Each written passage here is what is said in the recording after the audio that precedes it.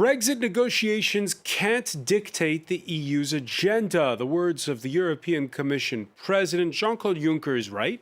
After all, the common interests of 27 nations trump that of an island with a long history of going back on the terms of commitment with the continent. But Brexit is about more than just Britain. When East European leaders denounce refugee policy in sometimes Islamophobic terms, it's a reminder that the migrant crisis is the issue that's fueling the blowback against Brussels. So is the plan to reform the EU, or copy Britain, as French far-right leader Marine Le Pen would like to do, and take a big bazooka to the notion of a common bloc that fights the continent's corner in a globalized world. Today in the France 24 debate, we're looking at the antidote to Brexit. And with us, Isabelle Jégouzot, head of the EU Commission representation here in Paris. Thank you for being with us. Good evening. From Strasbourg, Paulo Rangel, vice chair of the centre-right EPP voting bloc in the European Parliament, Portuguese member of the European Parliament. Thank you for being with us again. From London, Sonny Kapoor, managing director of economic and public policy consultants Redefine. How are you? I'm very good, thank you. All right. And Alexis Poulain, director of Euractiv France. Remind us what Euractiv is. It's a network of media in 12 EU countries in 12 languages, and we cover EU affairs. All right. To the France 24 debate, where you can join the conversation on Facebook and Twitter, the hashtag F24debate. Brexit shouldn't suck all the air in the room, but it was very much the 900-pound gorilla as Jean-Claude Juncker delivered that big speech in Strasbourg at the European Parliament. Sanam Chantier has more. An opportunity for the EU Commission chief to rally support for the tarnished bloc following Britain's vote to leave on June 23rd. Speaking before MEPs in Strasbourg on Wednesday morning, Jean-Claude Juncker also sought to reassure. Think about our partners who've become concerned after Brexit and wonder if that might mark the beginning of the disintegration of the EU. We respect and regret the UK's decision, but the EU is not at risk. The UK must swiftly ask for formal withdrawal to put an end to rumours and doubts. But the Juncker address offered few clues to the negotiations with London that the European Union insists cannot begin until Theresa May serves a formal notice, which sets the clock ticking on a 2-year countdown to Britain's departure. Separately, Juncker urged solidarity among EU member states when it comes to the worst migration crisis since World War II. Under the watchful eye of the EU's Federica Mogherini, he appealed specifically to Slovakia, which currently chairs the Union's Council presidency.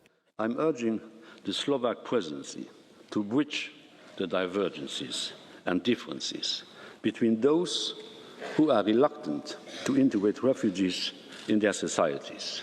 I am asking a strong and immediate action both from Greece and the European Union to protect what we call in French les enfants non accompagnés.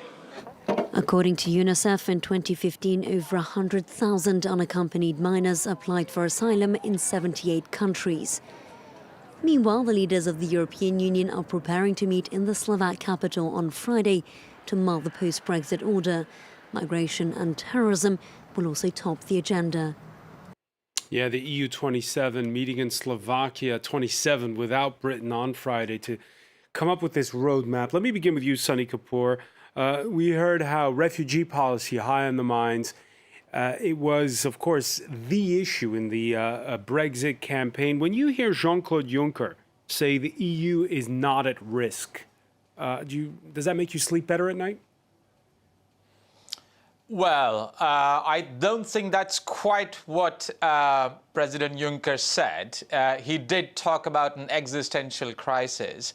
And I think everybody in any position of power or authority in the EU system is aware of the seriousness of the present problems.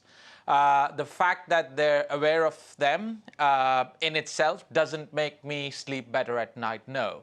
Because as much as the the euro crisis appeared to pose an existential threat, as much as the financial crisis appeared at one time to sort of take the EU down with it, the present situation is by far the worst that the EU has faced in its entire history. And what makes it particularly bad is the multifaceted nature of the problems. There's a security issue, there's an immigration issue, the financial and economic issues have not gone away. That combined with the fact that we are now much weakened compared to where we were in 2008, 2009, when we had to deal with the aftermath of the Lehman's crash, because monetary policy is being rolled out at maximum possible capacity. There's not that much more the ECB can do. The EU countries are far more indebted today than they were in 2009. There's not that much fiscal capacity left. And the worst is that the political space available to the EU to reach common positions, take common action, that political space has shrunk to a level that I have never seen in my lifetime. And I think President Juncker started his speech with that, and therein lies the problem. Were there to be another shock of the kind that Brexit delivered, were there to be another economic or financial shock, it's not obvious that we actually have the financial, economic, monetary, and most important, political capacity to be able to respond. So Europe today is more fragile than it has ever been. All right, let me just show you here. This is the front page of the French broadsheet of record Le Monde. Europe swamped in existential doubt. Existentialism, an important topic in this country. But jokes aside, Isabelle Jégouzot, existential doubt, the EU, with, you just heard Sonny Kapoor say, really no wiggle room should another crisis come along. Are we talking about the possibility of the whole EU crumbling? Because that's what Jean-Claude Juncker is alluding to. Well, Jean-Claude Juncker was very clear and didn't escape the problem. It's true that the EU is today at risk, and it's today in a position where it could be very difficult. But what the president said is that he asked the various European leaders for more endorsement, for more ownership. And he made proposals for Europe to protect the citizen, and very important proposals, in particular regarding the borders, that European would be finally in a position to really secure its border. 1 year ago, the Commission made a proposal to create a European border guard and border guard system. And in 2 months, this will be in place, in Bulgaria in particular. So, well, there are European response. The Commission is working to protect, but nothing can be done without the member states. And that's also the very big message that the President of the Commission delivered today. Can't be done without European states. And in fairness to Juncker, and I'll put it to you, Alexis Poulain, he did put forth something which has been talked about for decades, which is this idea of a common European defense. And he made the argument, he said, we have to be bold on this because there's so much overlap between armies and so much waste in terms of money. But then armies are at the heart of what national sovereignty is all about. Pretty much. It's been this talk going on since '99 about this European army, and he didn't mention the European army. He mentioned the HQ of command in Brussels, somewhere in Europe, and a more integrated work with NATO. And I think it's because of Brexit. We can talk back about this European army. With the British out of the room, it's easier to talk about it? Of course it is, yes. Continental one being two leads in there, the French and the German, big weapon sellers, and the French being the biggest army. So does that mean the French unwinding, though, their ever-closening ties with Britain on defense?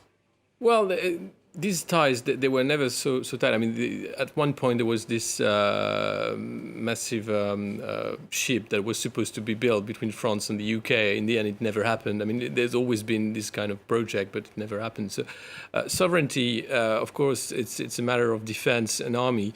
And if you see that because the world has changed so much, and now we live and we are surrounded by crisis and a harsh crisis. I mean, Syria is there to stay for a long time. Turkey is now not a very safe partner for NATO. And then what will happen with the Kurdistan? When the Kurds will want their country, then Turkey will retaliate. And then what will happen then? And it's again the borders. So if you want to protect peace now, you have to talk about weapon selling and building an army. But it's not a very optimistic message about the future of Europe. Paolo Rangel, thank you for being with us from Strasbourg again. The Guardian describing it as a 55-minute speech that included basically a laundry list of things that Jean-Claude Juncker would want. That's the same of any State of the Union address. But they also talked about things that weren't mentioned this time around. The standoff with Russia over Ukraine and that migrant deal with Turkey that Alexis Poulain was just talking about. Why didn't Juncker mention them?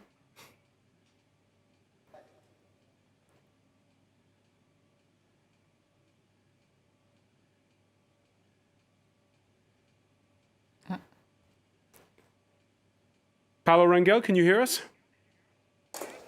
Now, yes, I haven't heard quite well the question. The question was, why is it that... it was about why is it that... the Turkey deal. Yeah, why did Jean-Claude Juncker not mention the migrant deal? Why didn't he mention the standoff with Russia over Ukraine? Well, if you look at the speech of Jean-Claude Juncker, I think that there are things that are quite important, but there are also some silences that are quite significant, so that they really mean something. They are meaningful. One is really this Ukraine-Russia issue. Another one is, for instance, the economic governance or the banking union.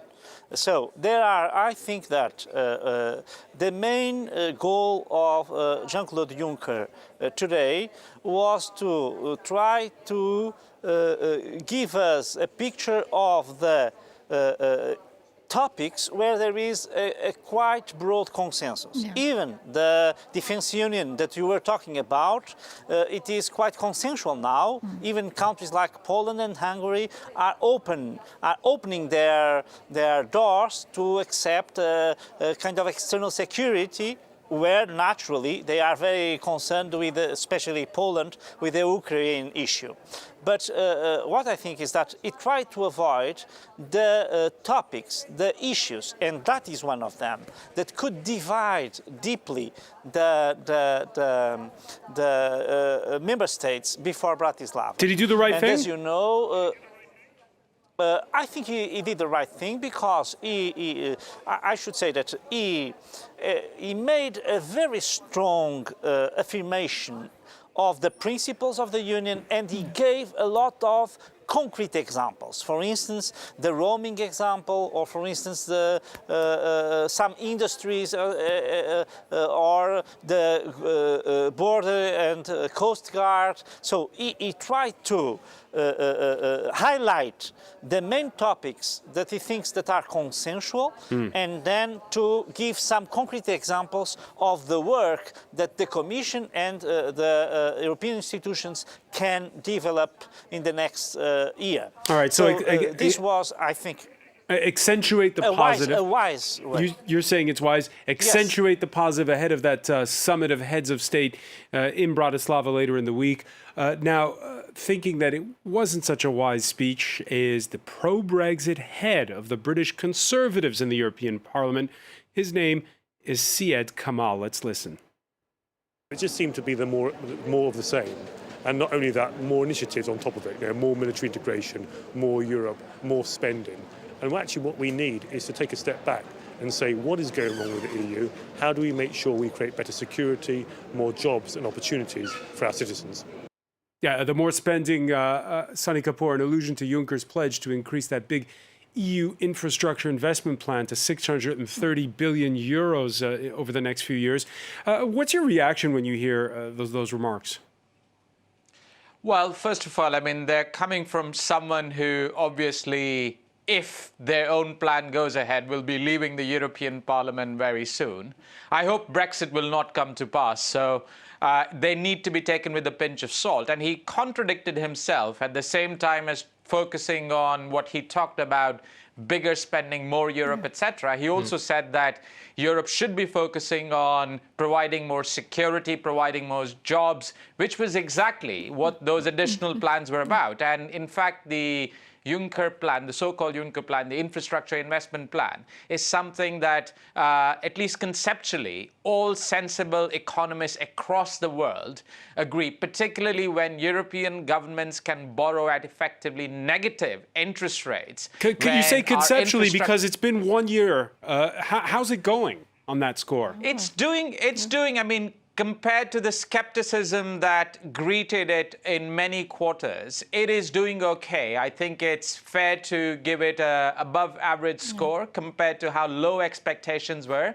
It was a complicated design. It happened in a record time for EU institutions, the speed at which they move, and there wasn't that much new money available. And it's hard to see what would have happened in any case and what has been triggered and catalyzed by the fund.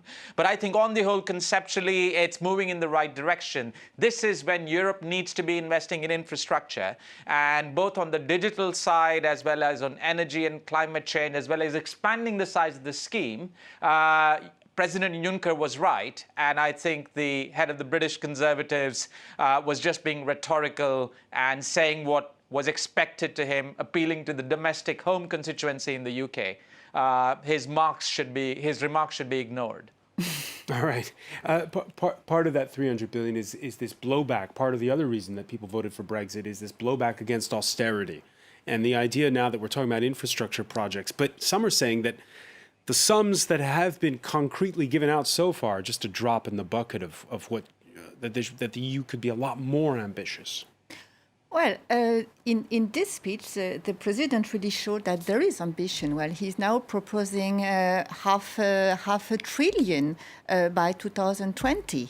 To have more projects, and as Mr. Kapoor just said, it works well, the investment plan. It really works well. It's already 100 billion who have been spent. For France, it's 15 billion, and in very concrete projects regarding energy, regarding HD. Well, it then works. Europe has a PR problem, right? Because you're not getting that message out. Well, it's now. Well, the other issue is that was particularly important in this speech is also his social message. I think this is something that was particularly important and which has been mentioned several times. All right, we're going to pick up on these points when we come back. You're watching the France 24 debate.